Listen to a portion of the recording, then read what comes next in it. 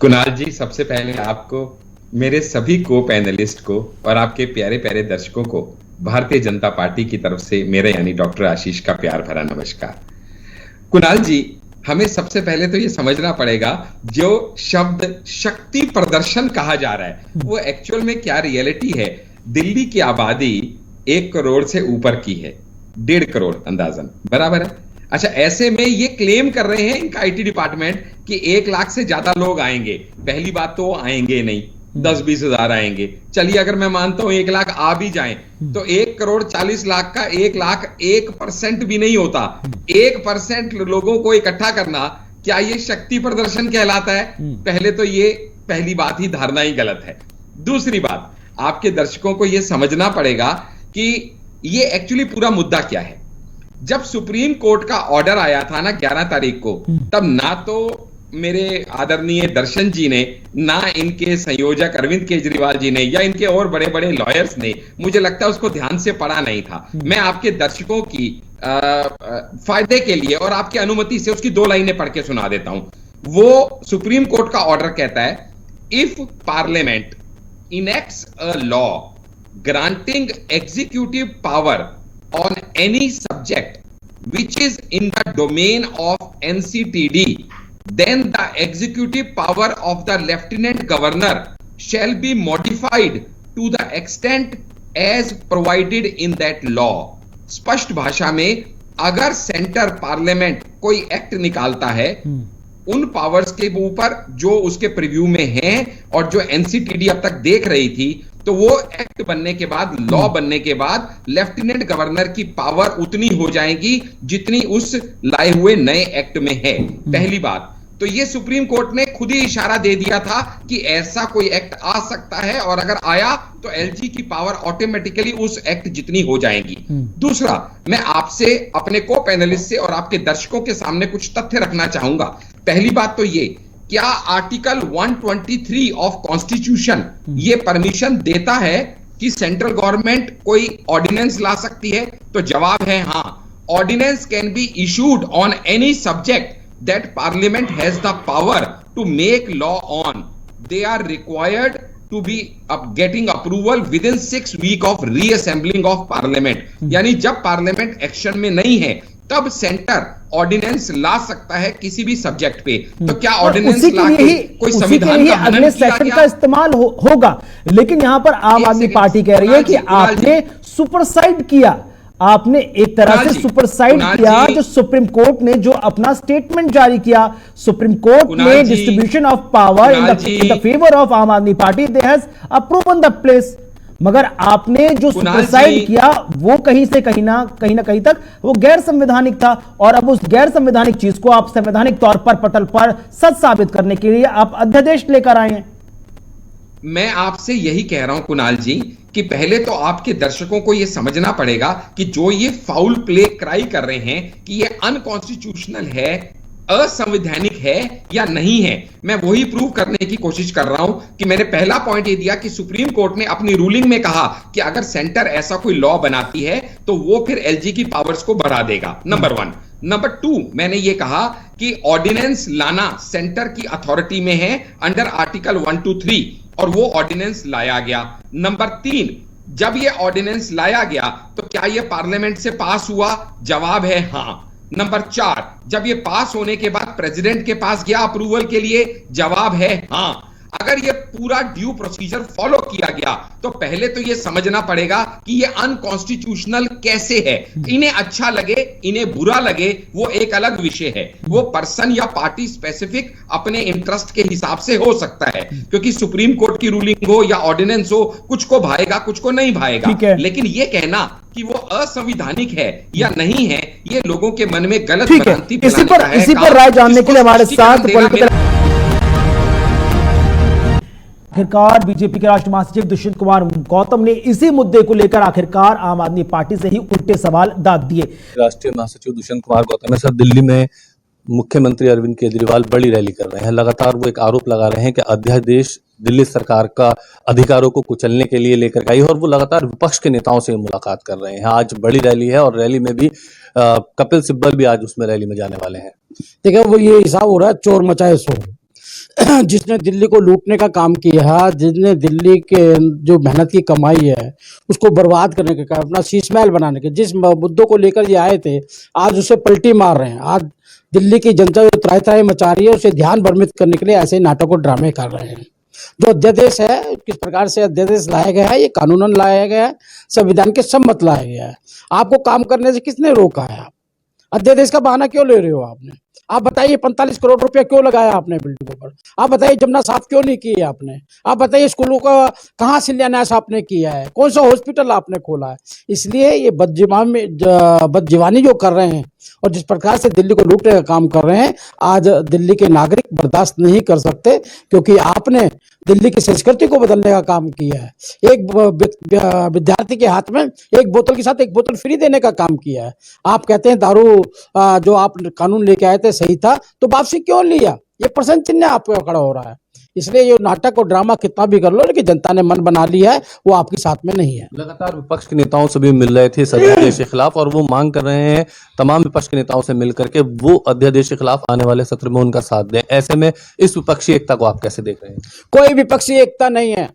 हरियाणा में भी कांग्रेस को बोल के आए हैं उल्टा सीधा ये, और हरियाणा में कांग्रेस कैसे इनका समर्थन कर देगी? जिनको ये भ्रष्टाचारी बोलते रहे, सब नेताओं को बड़े बड़े भाषण ये देते रहे, वो उनका समर्थन कैसे कर देंगे? और जो अध्यादेश है न्याय संगत है, कोई भी न्याय के अगेंस्ट जाएगा। सारे भ्रष्टाचारी जो इनका थोड़ा बहुत साथ दे सकते हैं, लेकिन अनेकों ने बिल अनेक अध्यादेश जो कानून सम्मत नहीं रहे और वो उखाड़ के फेंकने का काम किया। आप उसके विरोध में करेंगे तो आपको भी उखाड़ के फेंकने का काम करेंगे।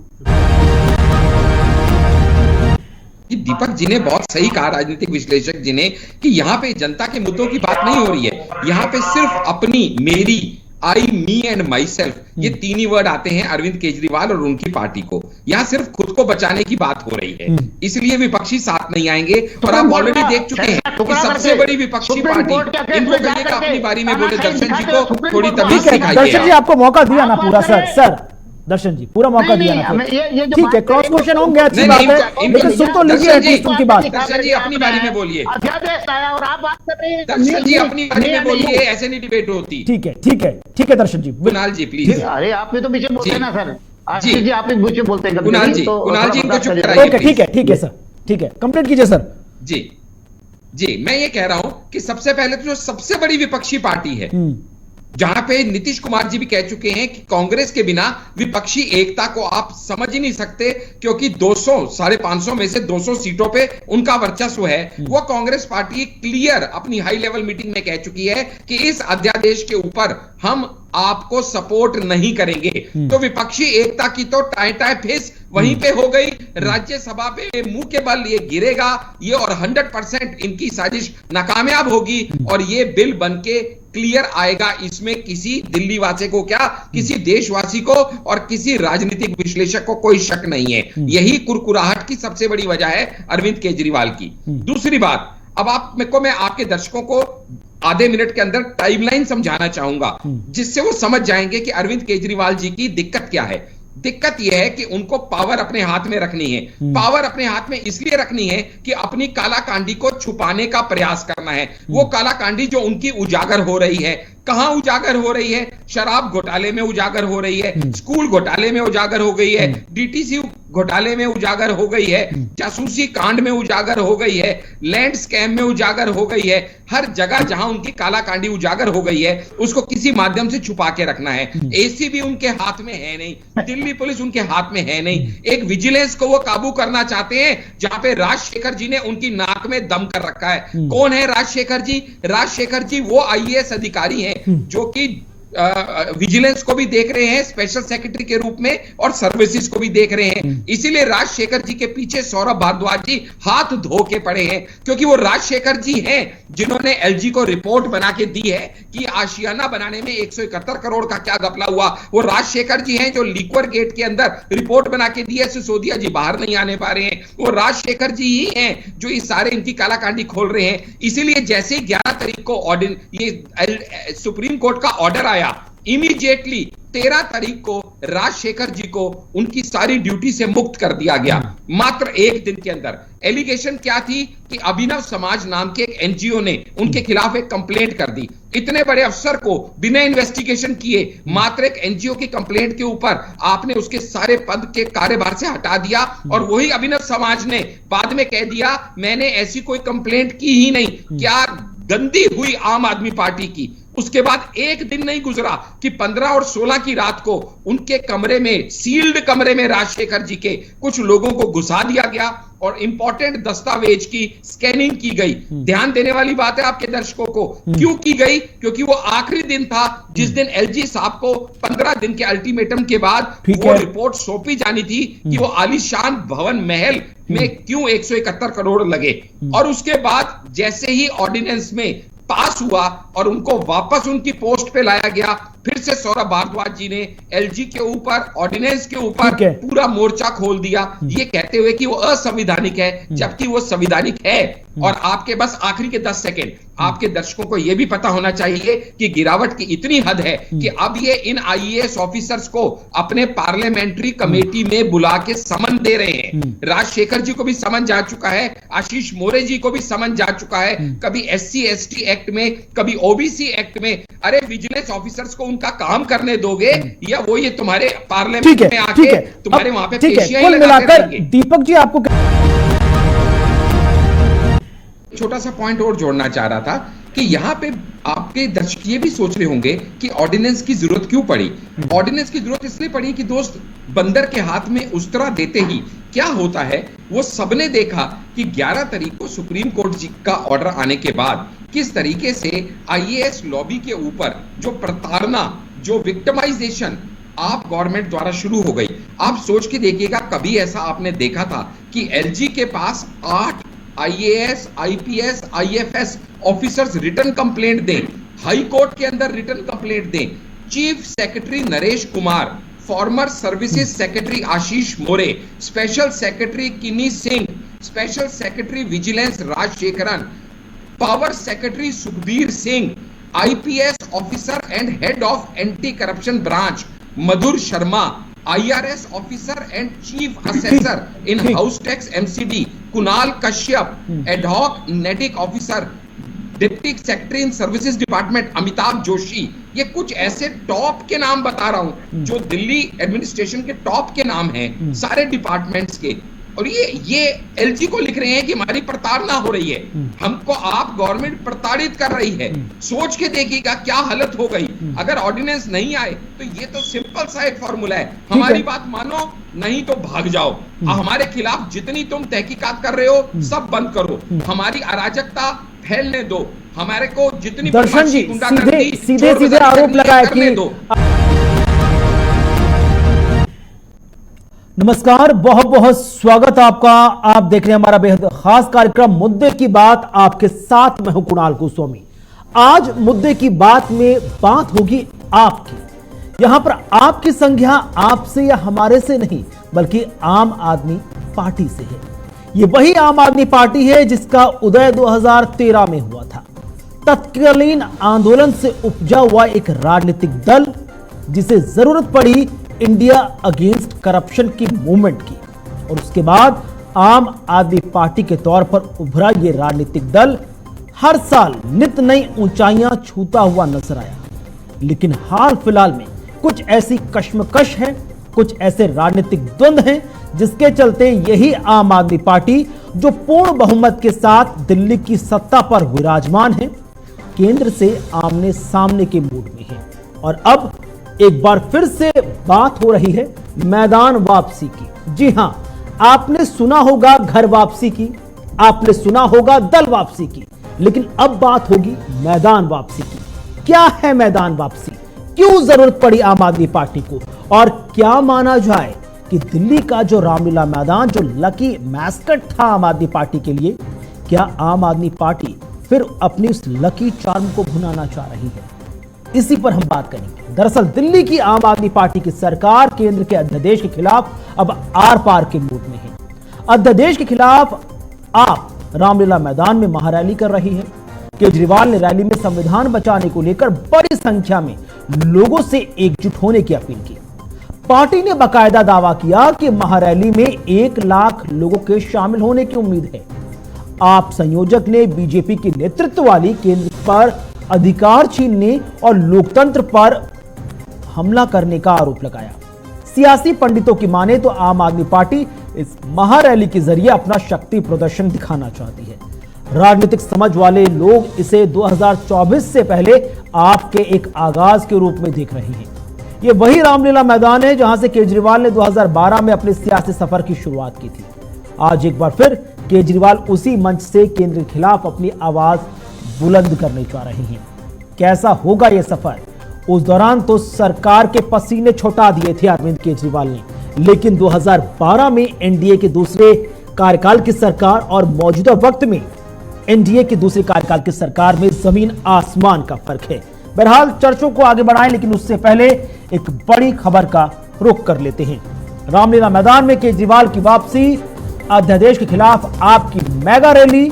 12 बजे केजरीवाल रैली को करेंगे संबोधित और केजरीवाल के साथ पंजाब के मुख्यमंत्री भगवंत मान मौजूद होंगे। रैली में पार्टी के कई बड़े नेता शामिल रहने की बात कही जा रही है। बड़ी खबर, जहां पर आम आदमी पार्टी एक मेगा रैली का आयोजन कर रही है। मेगा रैली को आप शक्ति प्रदर्शन के तौर पर देख सकते हैं और अरविंद केजरीवाल इस मेगा रैली में मेगा मंच से फिर से लोगों के सामने अपने कुछ मुद्दों को लेकर उनके बीच गए हैं। बहरहाल इस मेगा रैली को लेकर आप संयोजक ने क्या कुछ कहा, पहले उस पर नजर डालिए।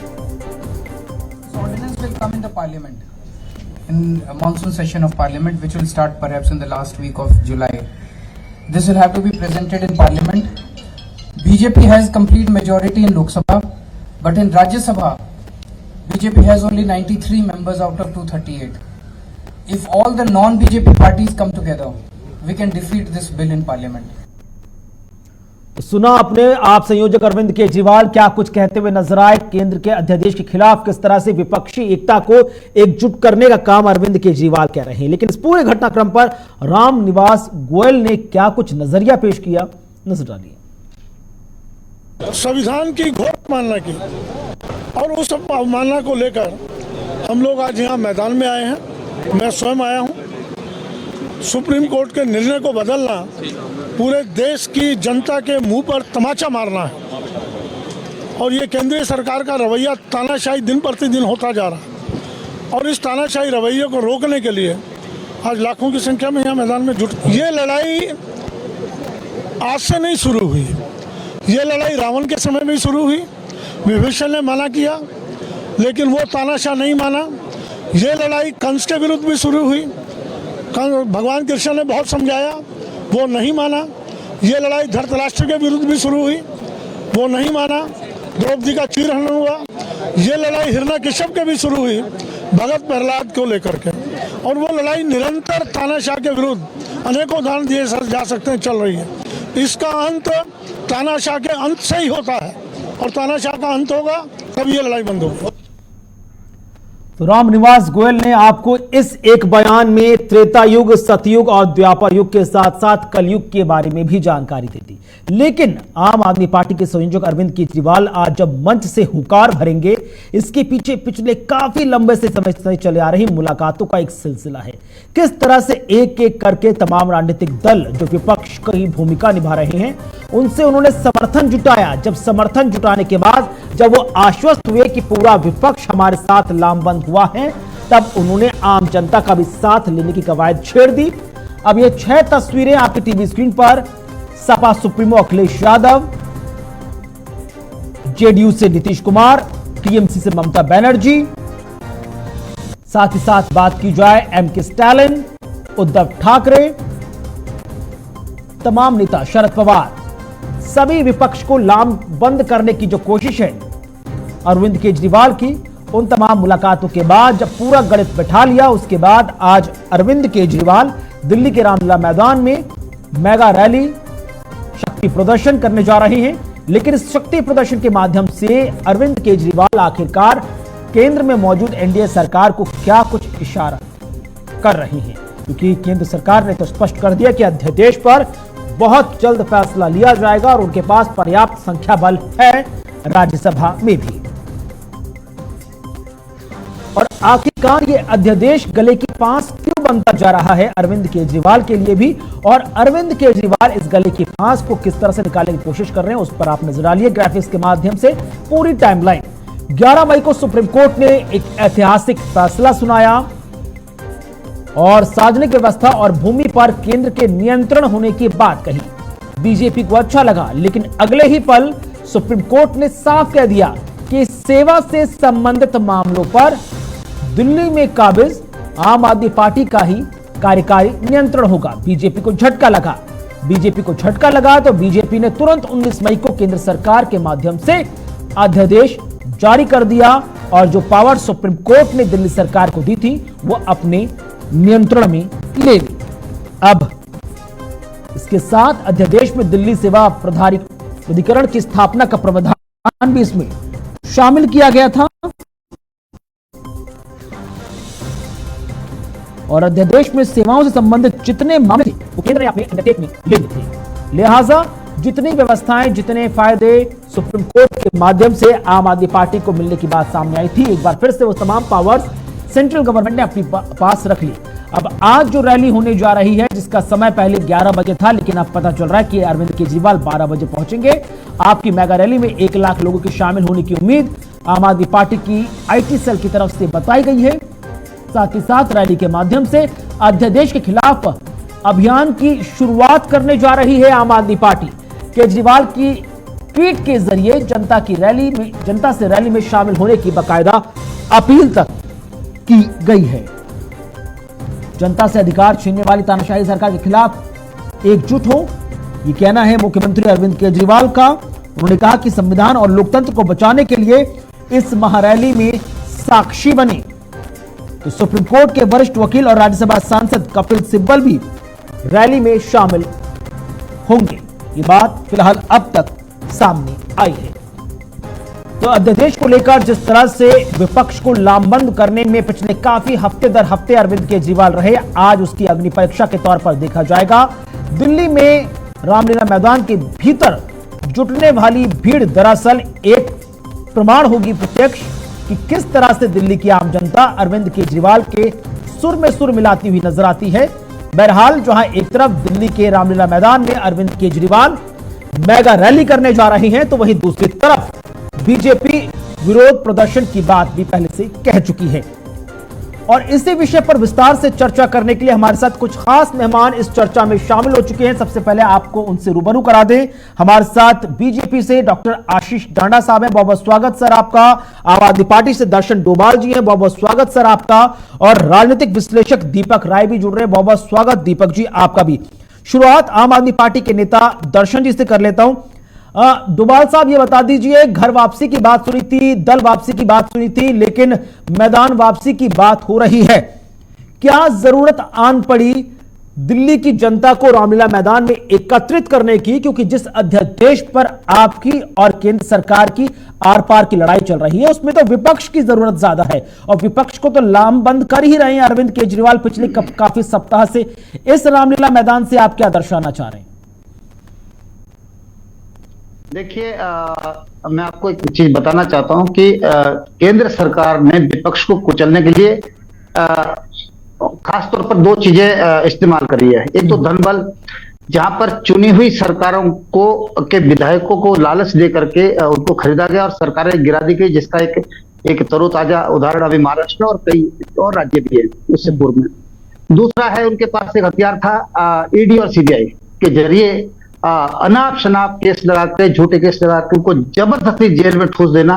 2 हथियार ये थे। लेकिन दिल्ली में उनके पास एक और चीज थी, वो थी एलजी साहब। उनका एक मोहरा है, शतरंज का मोहरा, दिल्ली के जो गवर्नर है, उनको इस्तेमाल करके उन्होंने जो है उनको पावर छीनने का काम किया, जो कि देश के लोगों को तो नागवार लगा ही, लेकिन इसके अलावा सुप्रीम कोर्ट ने इसमें तीखी टिप्पणी करते हुए और एक अपना फैसला सुनाया कि जनता की चुनी हुई सरकार को उनके अधिकार उनके मुख्यमंत्री को होनी चाहिए, ना कि कोई एलजी के अफसर को होनी चाहिए, सरकारी अफसर को होनी चाहिए।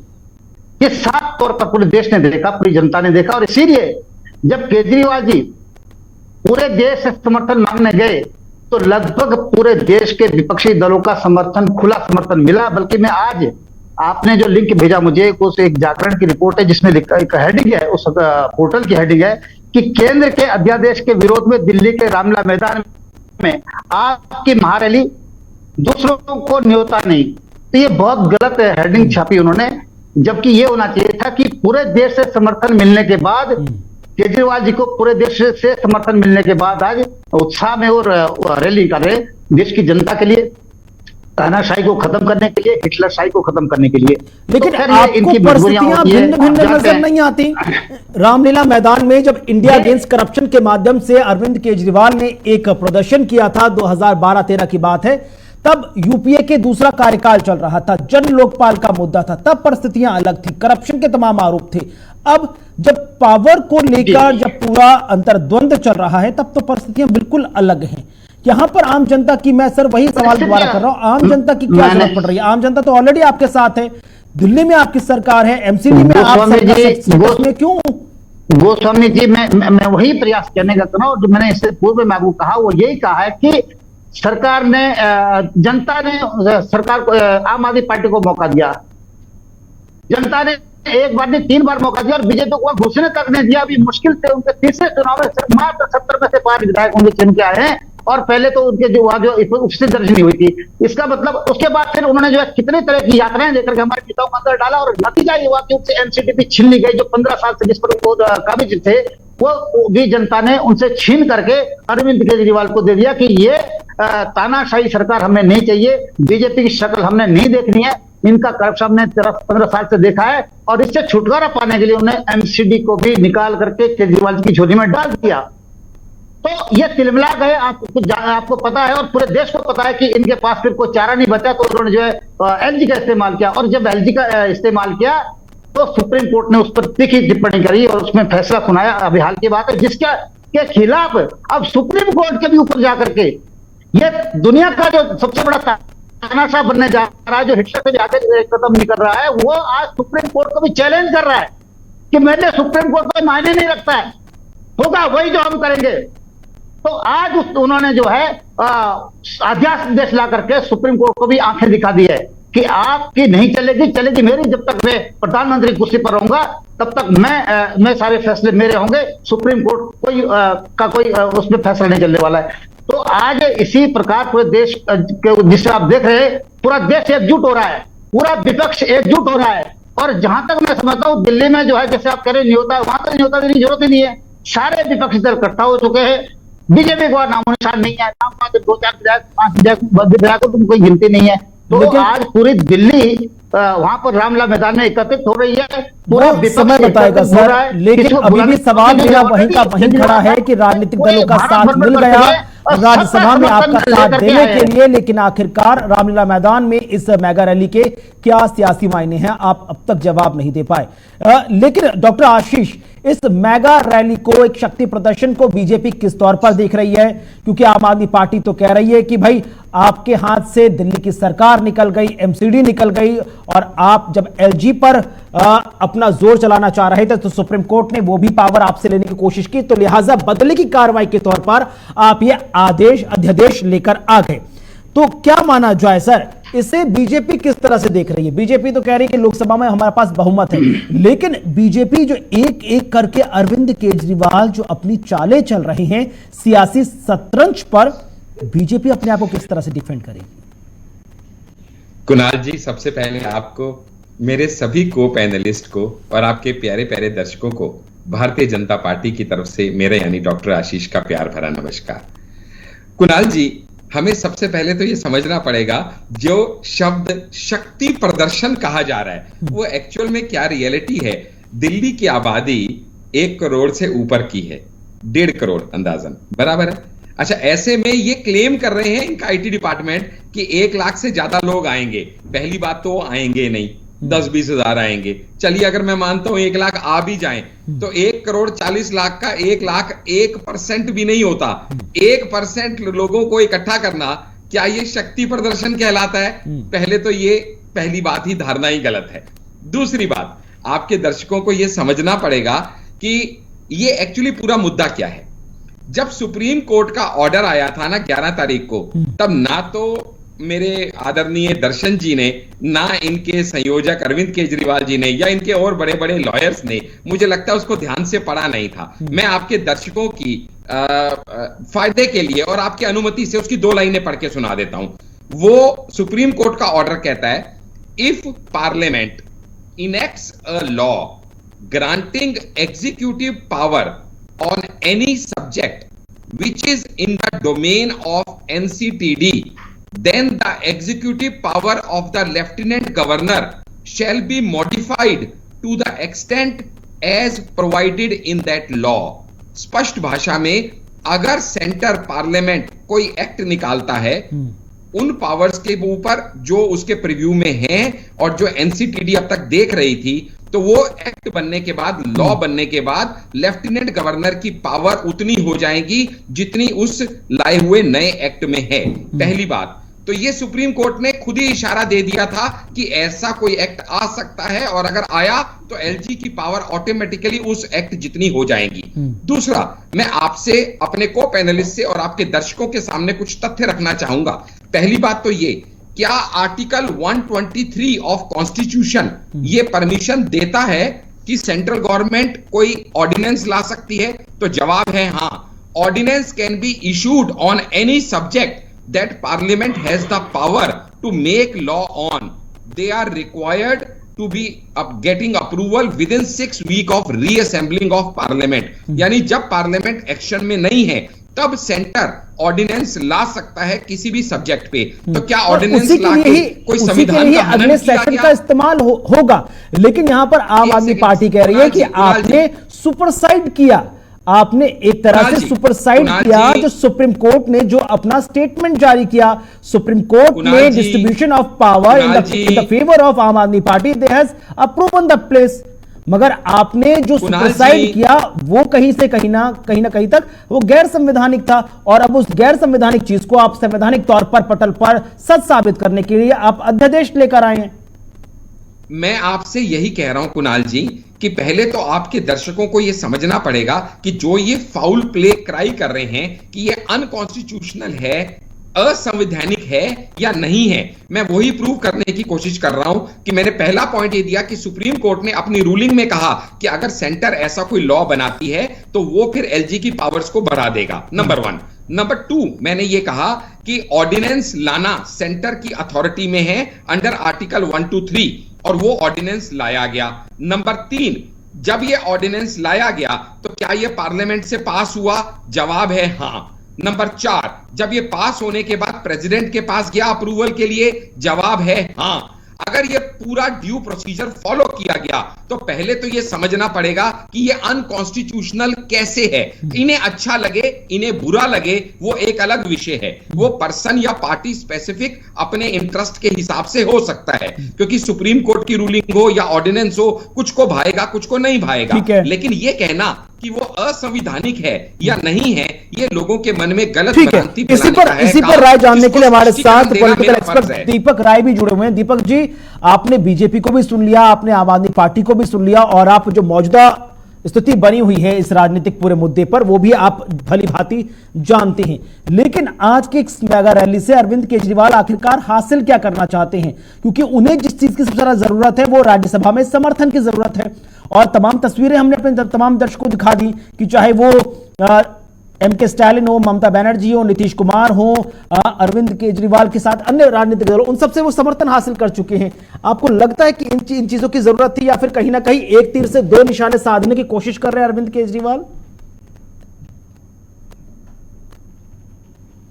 समर्थन लेना चाहते हैं तो सबसे बड़ी चीज कॉमन इंटरेस्ट होता है, सब तो आपको समर्थन मिलेगा। सभी ग्रुप का ऐसा, उसके जो ग्रुप में जितने सदस्य हैं कॉमन रूप से अफेक्ट करेगा तब तो होगा। दूसरी तरफ देखिए, एक सिंगल इशू के लेके ये विपक्ष के पास गया कि आप मुझे समर्थन करो। आप जनता के मुद्दों को लेके जाते, आप कहते हैं बेरोजगारी है, महंगाई है, स्वास्थ्य सेवाएं नहीं है, तो आप कॉमन सेवाओं को लेकर जाते, पूरे विपक्ष जो है वो समर्थन देगा। तो पहली बात यही केजरीवाल जी जो है गलत हो जाते हैं कि आप अपने मुद्दे को ले जाके विपक्ष के पास ले जाते हैं। दूसरी तरफ ये बता रहे हैं असंवैधानिक, अभी आशीष जी ने सही बोला कि आर्टिकल 123 जो है सेंटर यूज करता है वो ऑर्डिनेंस ला सकता है। असंवैधानिक होता है सुप्रीम कोर्ट जो है सेंटर के फैसले को भी पलट सकता है। ये भी अगर असंवैधानिक होता, कहीं कहीं संविधान के अगेंस्ट होता ये ऑर्डिनेंस, तो ये लोग जा सकते थे, विपक्ष सुप्रीम कोर्ट फिर जा सकता था, शायद सुप्रीम कोर्ट उसको निरस्त कर देता, खारिज कर देता, लेकिन ऐसा नहीं हुआ। तो जो संवैधानिक प्रक्रिया उसके थ्रू हुआ तो संवैधानिक तो है ही सर, उसमें कोई नहीं। जहां तक केजरीवाल जी की बात है, केजरीवाल जी इसलिए हल्ला कर रहे हैं, जनता के सामने इस मुद्दे को लाना चाहते हैं कि कहीं न कहीं उनका जो परफॉर्मेंस है वो कह रहे हैं कि हम काम नहीं कर पा रहे हैं, तो हम कैसे काम करें, जो विपक्ष ये बीजेपी सेंटर में गवर्नमेंट है वो हमें काम करने नहीं दे रही है। तो शायद ये उनका इशू जो है ये अधिक बड़ा है, इसीलिए वो जनता के सामने जाते हैं। तो सबसे बड़ी चीज है कि जनता इनको सीरियसली ले रही है इस मुद्दे पे, ये देखने होने वाला है। क्योंकि देखिए इसके लिए समर्थन आपको विपक्षी पार्टियों से जुटाना होगा। राज्यसभा में आप जाएंगे, ये ऑर्डिनेंस आएगा जब, वहां पे अगर विपक्षी जो पार्टियां हैं एकजुट हो जाती हैं तो शायद ये ऑर्डिनेंस अपने आप खत्म हो जाएगा। लेकिन सबसे बड़ी चीज है कि आपको क्या माना जाए कि अध्यादेश पर जो विपक्ष को लामबंद करना चाह रहे हैं अरविंद केजरीवाल, और जब राज्यसभा में नंबर आएगा वोटिंग का इस पूरे मामले को लेकर, तो एक संदेश देने की कोशिश है 2024 के लिए? देखिए 2024 की जो बात अभी जितनी कवायदें चल रही है सब पीस मील में है। सबसे बड़ी चीज आप किससे लड़ रहे हैं? आप एक इतने बड़े एक बीजेपी जो है एक वर्ल्ड की पार्टी बन चुकी है, वर्ल्ड का संगठन बन चुका है, और एक इतने बड़े ग्रुप से लड़ने के लिए आपको अपनी खुद की क्रेडिबिलिटी होनी चाहिए। जितने विपक्षी नेता हैं सबकी अपनी खुद की क्रेडिबिलिटी तो मेंटेन की है ना आम आदमी पार्टी ने, किस तरह से? अरे आप बोलिए, अरविंद केजरीवाल ने खुद की क्रेडिबिलिटी मेंटेन कर ली है, लेकिन दो मिनिस्टर उनके अंदर है, तो पार्टी की क्रेडिबिलिटी कहाँ रह गई? और सबसे बड़ी चीज आप उनके बेल नहीं हो रहे। आप ये देखिए नहीं सर, अब ये तो कोई लॉजिक नहीं हुआ ना कि अरविंद केजरीवाल के दो पार्टी के जो नेता हैं वो जेल के अंदर हैं, यहाँ तो ब्रजभूषण शरण सिंह भी जेल जाने की कगार पर खड़े हुए हैं। तो ऐसे तो हर पार्टी के, कांग्रेस के अंदर भी कई सारे आपको मिल जाएंगे, सपा भी मिल जाएंगे और बसपा में हर जगह मिल जाएंगे, सारे यहाँ पर सब एक ही थाली के चट्टे बट्टे। बहरहाल इस पूरे मामले को लेकर बीजेपी का क्या कुछ कहना है? बीजेपी के राष्ट्र, आऊंगा सर मैं आपके पास, बीजेपी के राष्ट्रीय महासचिव दुष्यंत कुमार गौतम से खास बातचीत की हमारे संवाददाता आबिश कमाल ने इस पूरे घटनाक्रम पर। सुनिए पहले। बातचीत करने के लिए बीजेपी के राष्ट्रीय महासचिव दुष्यंत कुमार गौतम है। सर, दिल्ली में मुख्यमंत्री अरविंद केजरीवाल बड़ी रैली कर रहे हैं। लगातार वो एक आरोप लगा रहे हैं कि अध्यादेश दिल्ली सरकार का अधिकारों को कुचलने के लिए लेकर आई है, और वो लगातार विपक्ष के नेताओं से मुलाकात कर रहे हैं। आज बड़ी रैली है और रैली में भी कपिल सिब्बल भी आज उसमें रैली में जाने वाले हैं। देखिए वो ये हिसाब हो रहा है चोर मचाए शोर। जिसने दिल्ली को लूटने का काम किया, जिसने दिल्ली के जो मेहनत की कमाई है उसको बर्बाद करने के काम, अपना शीशमहल बनाने के जिस मुद्दों को लेकर ये आए थे, आज उसे पलटी मार रहे हैं। आज दिल्ली की जनता जो त्राही त्राही मचा रही है उसे ध्यान भ्रमित करने के लिए ऐसे नाटक और ड्रामे कर रहे हैं। जो अध्यादेश है, किस प्रकार से अध्यादेश लाया गया है, ये कानूनन लाया गया है, संविधान के सम्मत लाया गया है। आपको काम करने से किसने रोका है? आप अध्यादेश का बहाना क्यों ले रहे हो? आपने, आप बताइए 45 करोड़ रुपया क्यों लगाया आपने बिल्डिंगों पर? आप बताइए जमुना साफ क्यों नहीं की आपने? आप बताइए स्कूलों का कहाँ शिलान्यास आपने किया है? कौन सा हॉस्पिटल आपने खोला है? इसलिए ये बदजीवानी जो कर रहे हैं और जिस प्रकार से दिल्ली को लूटने का काम कर रहे हैं, आज दिल्ली के नागरिक बर्दाश्त नहीं कर सकते, क्योंकि आपने दिल्ली की संस्कृति को बदलने का काम किया है। एक विद्यार्थी के हाथ में एक बोतल के साथ एक बोतल फ्री देने का काम किया है। आप कहते हैं दारू जो आप कानून लेके आए थे सही था, तो वापसी क्यों लिया? ये प्रश्न चिन्ह आपको खड़ा हो रहा है। इसलिए ये नाटक और ड्रामा कितना भी कर लो, लेकिन जनता ने मन बना लिया है, वो आपके साथ में नहीं है। लगातार विपक्ष के नेताओं से भी मिल रहे थे इस अध्यादेश के खिलाफ, और वो मांग कर रहे हैं तमाम विपक्ष के नेताओं से मिलकर के वो अध्यादेश के खिलाफ आने वाले सत्र में उनका साथ दें। ऐसे में इस विपक्षी एकता को आप कैसे देख रहे हैं? कोई विपक्षी एकता नहीं है। हरियाणा में भी कांग्रेस को बोल के आए हैं उल्टा सीधा ये, और हरियाणा में कांग्रेस कैसे इनका समर्थन कर देगी? जिनको ये भ्रष्टाचारी बोलते रहे, सब नेताओं को बड़े बड़े भाषण ये देते रहे, वो उनका समर्थन कैसे कर देंगे? और जो अध्यादेश है न्याय संगत है, कोई भी न्याय के अगेंस्ट जाएगा। सारे भ्रष्टाचारी जो इनका थोड़ा वो साथ दे सकते हैं, लेकिन अनेकों ने बिल अनेक अध्यादेश जो कानून सम्मत नहीं रहे और वो उखाड़ के फेंकने का काम किया। आप उसके विरोध में करेंगे तो आपको भी उखाड़ के फेंकने का काम करेंगे। शुक्रिया बातचीत करने। तो सुना आपने, आखिरकार बीजेपी के राष्ट्रीय महासचिव दुष्यंत कुमार गौतम ने इसी मुद्दे को लेकर आखिरकार आम आदमी पार्टी से ही उल्टे सवाल दाग दिए। दर्शन जी, लगातार कई सवाल बीजेपी लगातार कर रही है, और खुद यहां पर राजनीतिक विश्लेषक जो हमारे साथ को पैनलिस्ट के तौर पर जुड़े हुए, उनका भी साफ कहना था कि अध्यादेश के नाम पर आप जो आरोप लगा रहे हैं कि केंद्र की सेंट्रल गवर्नमेंट आपको काम करने नहीं दे रही है, आपके कामों में अड़ंगा डाल रही है, अध्यादेश से आपके कामों का क्या लेना देना? आप तो अपने काम को आगे बढ़ाते रहिए। आप पर जो तमाम चीजें हैं कि भाई आपने वर्क को एग्जीक्यूट कीजिए, आप अपनी गंगा को आगे साफ कीजिए, आप दिल्ली से कूड़े के पहाड़ों को हटाइए, एमसीडी के तमाम स्कूलों को बेहतर कीजिए और दिल्ली के अंडर में जो गवर्नमेंट स्कूल हैं उनको बेहतर कीजिए। आखिरकार आप क्यों इस समय अपना जाया कर रहे हैं इन सब चीजों में? बिल्कुल कुणाल जी, आपने बिल्कुल ठीक कहा कि आम आदमी पार्टी को चाहिए कि अपना काम करे, क्योंकि बीजेपी का काम है चाल चलना। अब जैसे आपने एक शब्द कहा था कि अरविंद केजरीवाल की चाल नहीं चल रही, चाल तो बीजेपी लगातार चल रही है यहाँ के सरकार को खदेड़ने के लिए, गिराने के लिए और यहाँ किसी सत्ता को वो छीनने की कोशिश करने के लिए।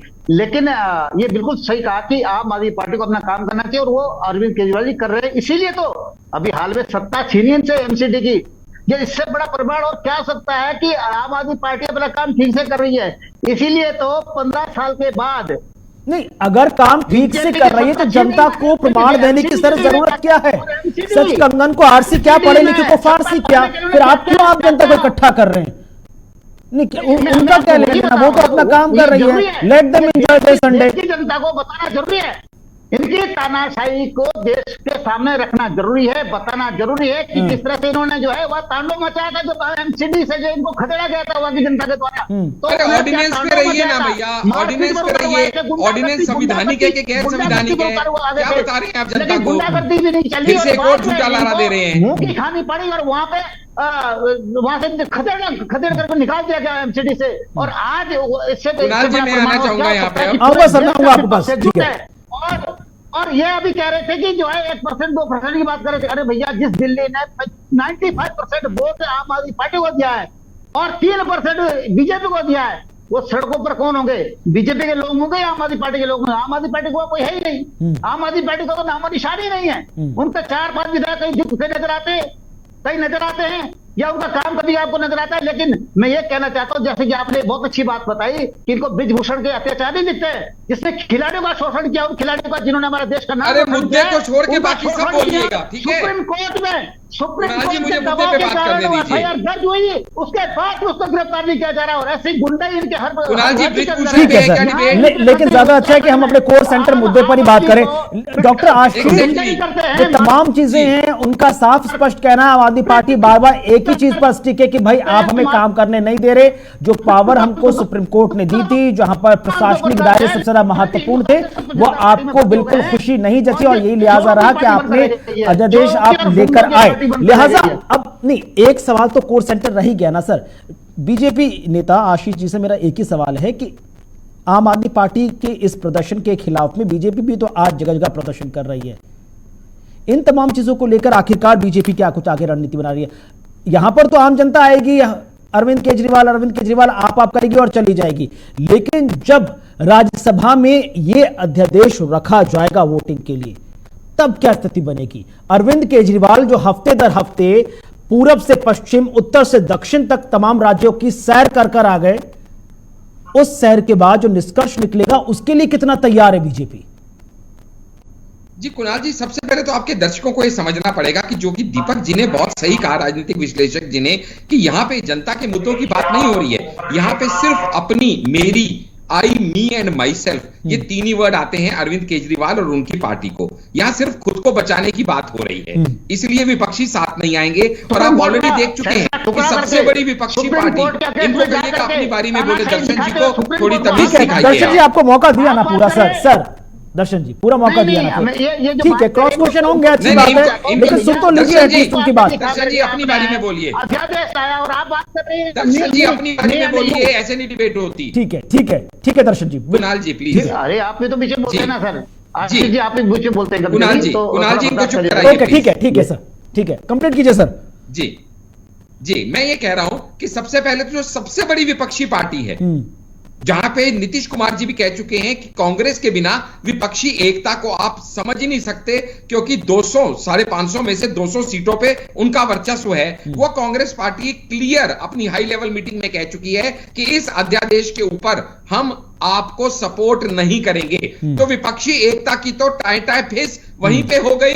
राज्यसभा पे मुंह के बल ये गिरेगा ये, और 100% इनकी साजिश नाकामयाब होगी और ये बिल बनके क्लियर आएगा। इसमें किसी दिल्ली वासी को क्या, किसी देशवासी को और किसी राजनीतिक विश्लेषक को कोई शक नहीं है। यही कुरकुराहट की सबसे बड़ी वजह है अरविंद केजरीवाल की। दूसरी बात, अब मैं आपके दर्शकों को आधे मिनट के अंदर टाइमलाइन समझाना चाहूंगा, जिससे वो समझ जाएंगे कि अरविंद केजरीवाल जी की दिक्कत क्या है।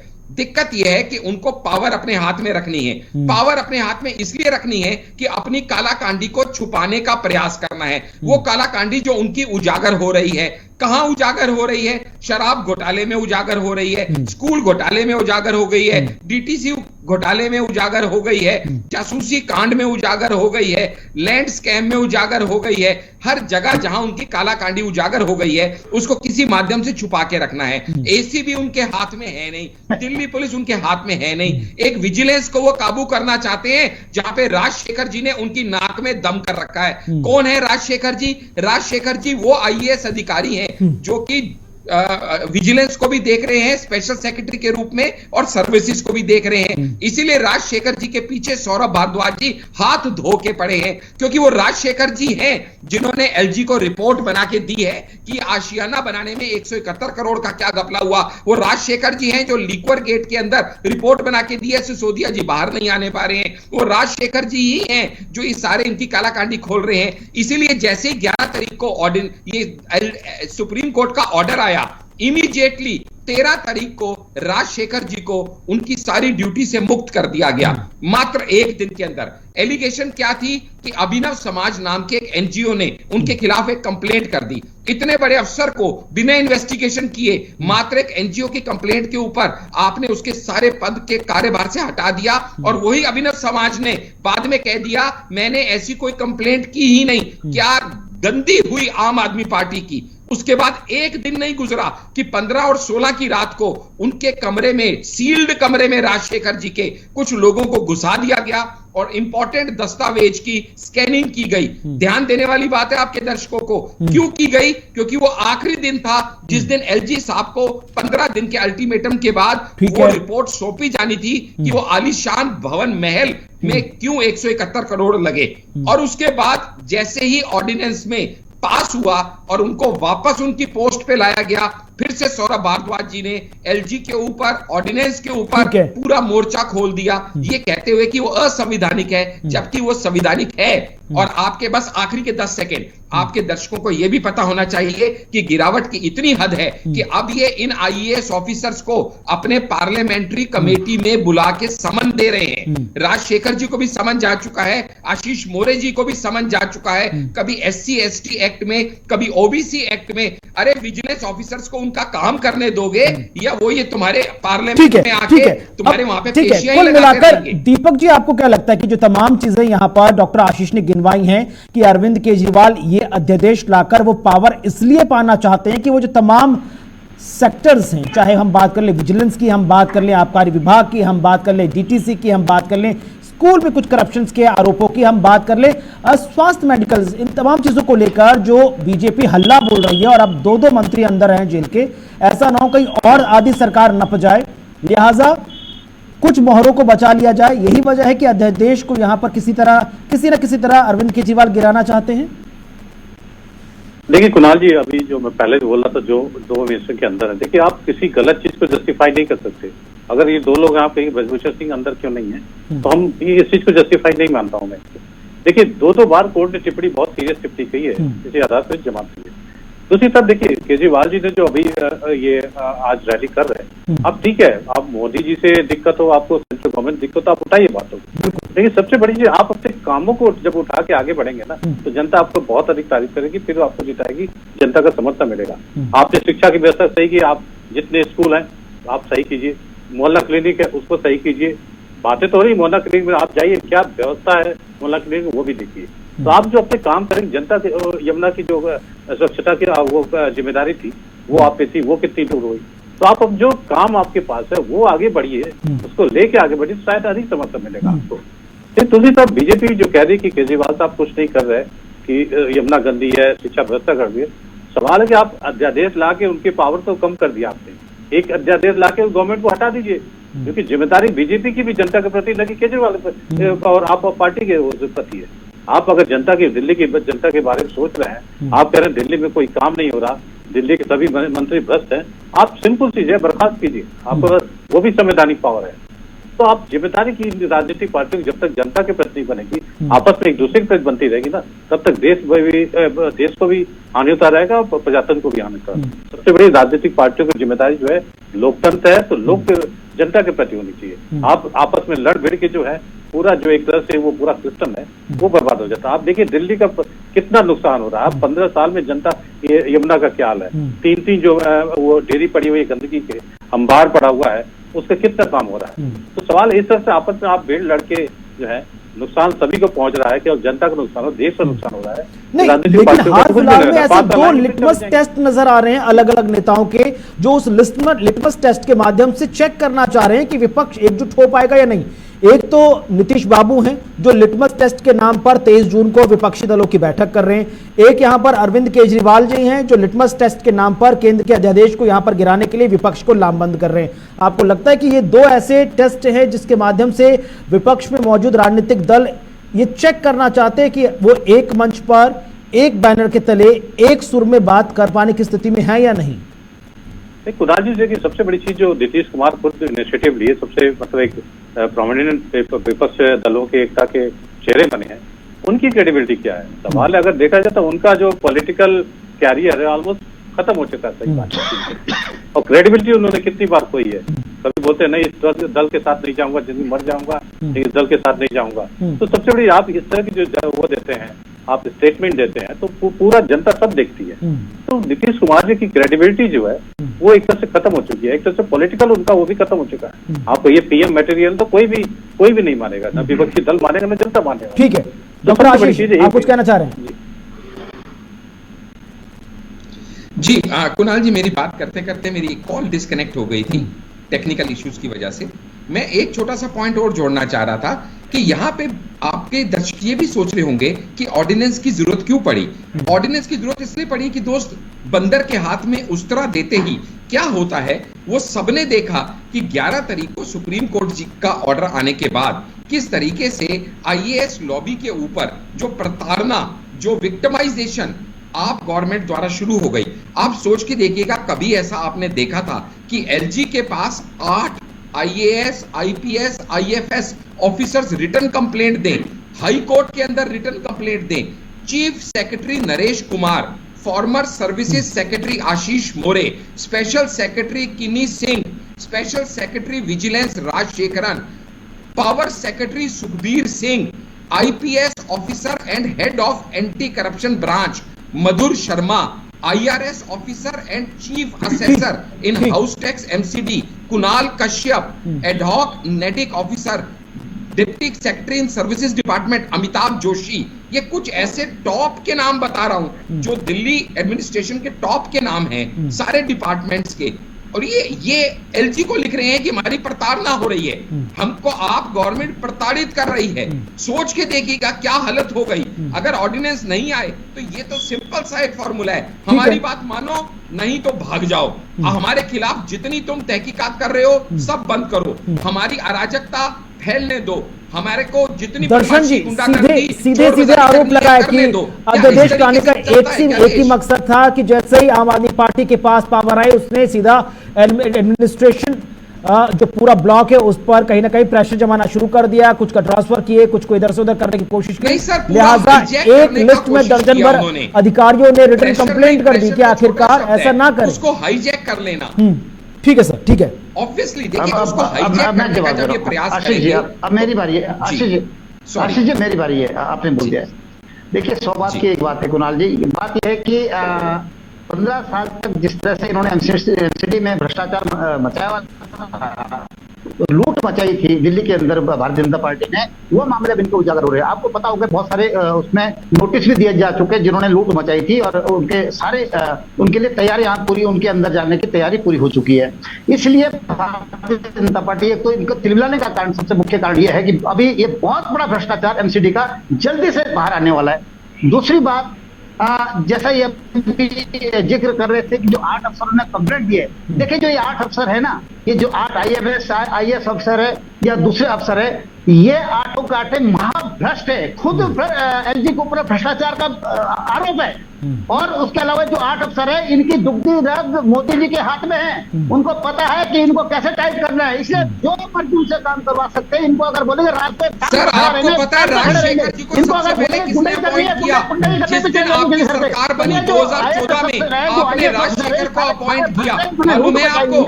और इसकी कमजोरी भारतीय जनता पार्टी के हाथ में।